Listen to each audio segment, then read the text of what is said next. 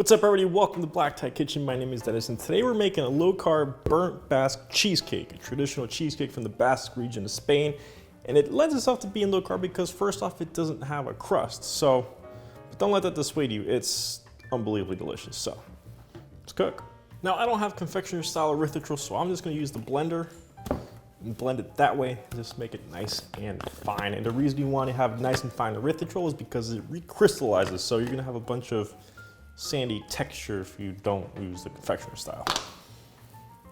It begins by adding the erythritol into a blender cup.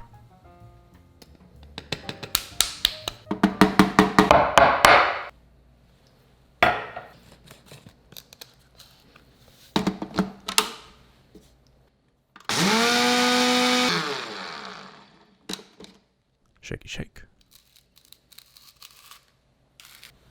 That's a super fine powder. Look at that. A fine powder indeed. Next, he brings in the beast. And proceeds to remove the beast. A burnt Basque cheesecake requires a lot of cream cheese, and by a lot, I mean 4.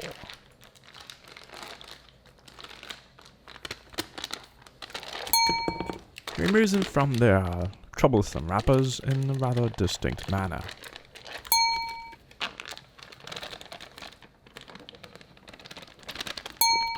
And Sean, he gets some for himself.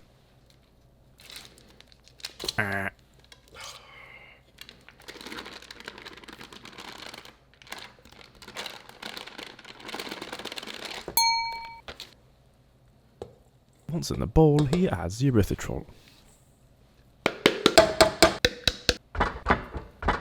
And again with the music. He struggles with the bowl, but not as much as usual. Using the paddle attachment, he raises the bowl and begins blending on medium-high speed.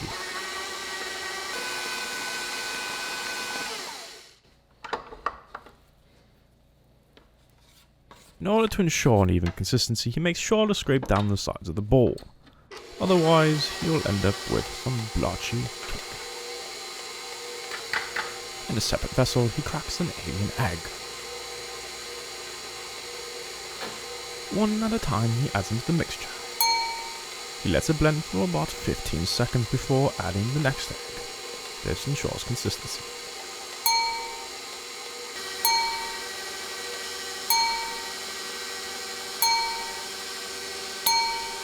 Lots of eggs. Again, he scrapes down the sides. With the addition of the egg, the mixture is now a little bit more protein-esque. More eggy.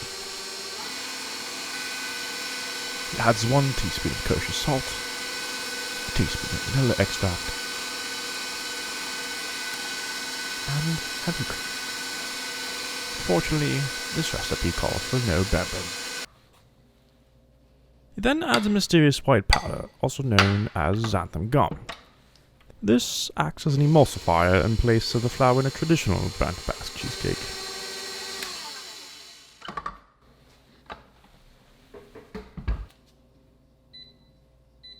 He preheats his oven to 400 degrees Fahrenheit and cleans up because, well, no one likes ants. He inspects the springform pan as if mining for gold, but instead he uses soft gold, otherwise known as butter. Using room temperature butter, he spreads it across the springform pan, coating it in a nice thin layer. The one-finger technique is a traditional method of French cooks. And his hands are dirty. Then his arch nemesis paper of the parchment is cut. 2 pieces to be exact. He places one covering about 3/4 of the pan. It simply needs to raise about 2 inches from the sides, and doesn't need to be perfect. The scarlet on the paper will provide the texture and the look of the burnt Basque cheesecake. Once that's ready, he adds his mixture.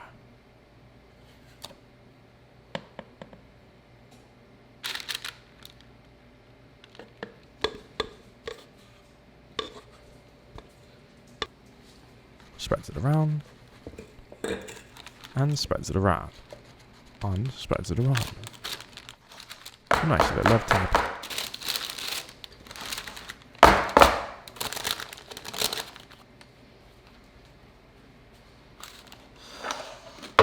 Then he places it on a baking tray.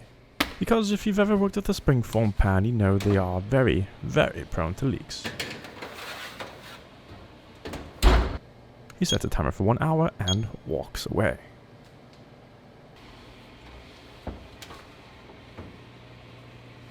When he returns, he gives it the good old jiggle test. That jiggleness is exactly what he's looking for. Now it's time to cool it off. He leaves the oven open and turns it off. This will allow the heat to dissipate slowly. Now comes the hard part, waiting. If he removed the cheesecake at this point, the drastic change in temperature could possibly crack the top, which leads to a less than subpar presentable cheesecake. He continuously opens the door to the oven more. This allows more heat to dissipate. Once he believes it to be sufficiently cool, he removes it. The towels are quite unnecessary. At this point, the cake is slightly warmer than room temperature. Next, he tries to remove the springform side of the pan. Places on a dish and removes the pan.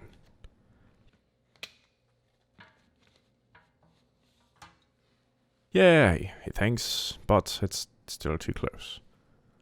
So, in a moment of perplexion and confusion, he decides to put the springform pan back on.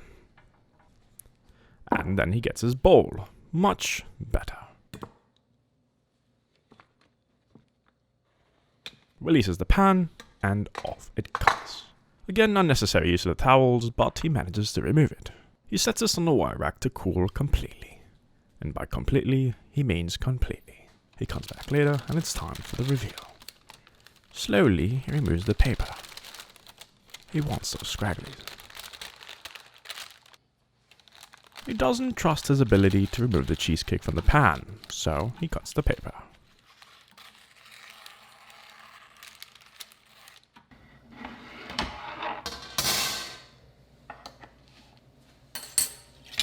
Then, with a very sharp knife, it's time for a taste test. Cut 1 and cut 2. The burnt Basque cheesecake was reminiscent of the Japanese cloud cake. Airy and full of flavor, but not too heavy. And that is how you make a low-carb, keto-friendly, gluten-free, burnt Basque cheesecake.